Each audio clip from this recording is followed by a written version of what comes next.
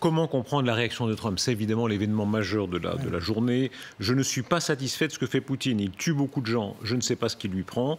Je le connais depuis longtemps. Je me suis toujours bien entendu avec lui. Mais il lance des missiles sur des villes et tue des gens. Ça ne m'est pas du tout. Ça ne me plaît pas du tout. Ok, on est en pleine discussion et il tire des missiles sur Kiev et d'autres villes. Ça ne me plaît pas du tout. Que veut-il faire passer? Il continue. J'ai toujours une bonne relation avec Poutine. Il lui est arrivé quelque chose. Il est devenu complètement fou. Oui, mais dans ce même message, et c'est quand même très révélateur, alors qu'il n'y a pas de raison de le faire, il critique aussi Zelensky. Oui. Le président Zelensky ne rend pas service à son pays en parlant comme il le fait. Tout ce qu'il dit crée des problèmes. Je n'aime pas ça. Il vaut mieux que ça cesse. Voilà. Et une fois de plus, il renvoie dos à dos, finalement, Poutine et Zelensky.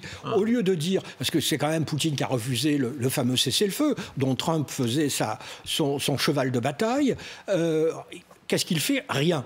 Maintenant, vous avez Poutine qui bombarde massivement les villes ukrainiennes. Alors, il se croit obligé de réagir, mais il envoie quand même le coup de pied de l'âne à Zelensky.